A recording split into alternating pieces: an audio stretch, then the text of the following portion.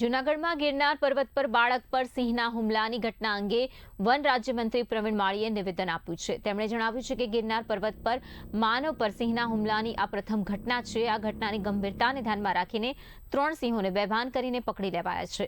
One રાજ્યમંત્રીએ જણાવ્યું છે કે માનવ અને વન્યજીવો વચ્ચેના સંઘર્ષની ઘટનાઓમાં વધારો નોંધાઈ રહ્યો છે.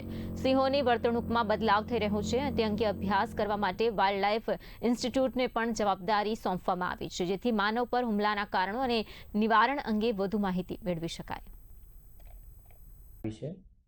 એક 11 વર્ષના દીકરા સવારે વહેલા સીડી પર ચડતા દર્શનાર્થે જતા આજે બાળકને સિંહે હુમલો કર્યો અને એમાં એ બાળકનું મૃત્યુ થયું છે. હું એ પરિવારને શ્રદ્ધાંજલિ પાઠવું છું.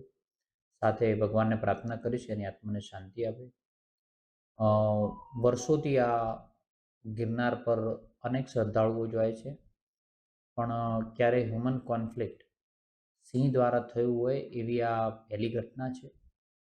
જે રીતે ઘટના ઘટી છે એ રીતે બાળકના મૃત્યુ પછી 3 લાયન એટલે કે 2 લાયન સિંહ છે અને એક સિંહણ છે. એમાં 3 લોકોનો ટ્રેન્ક્યુલાઇઝર દ્વારા રેસ્ક્યુ કરવામાં આવ્યું છે અને તેને સક્કરબાગ ઝૂની અંદર મોકલવાની પ્રક્રિયા કરી રહ્યા છીએ. વાઇલ્ડલાઇફ ઇન્સ્ટિટ્યૂટ ઓફ ઇન્ડિયાને પણ આ બાબતે અમે વિશેષ રીતે જે રીતે હમણાંથી થોડા દિવસોની અંદર હ્યુમન કોન્ફ્લિક્ટ વધ્યા છે એનું રિસર્ચ કરવા માટે પણ વિનંતી કરેલી છે કે જેથી કરીને કેવા પ્રકારના સિંહોમાં બદલાવ થઈ રહ્યા છે અથવા એની પોતાની પ્રકૃતિમાં શું ચેન્જ આવે છે, જેથી કરીને હ્યુમન કોન્ફ્લિક્ટ ઓછા થાય એના માટેનું સ્ટડી કરવા માટેની પણ વિનંતી કરેલી છે. આ હાલ તત્કાલ પ્રભાવથી આ યાત્રાને સ્થગિત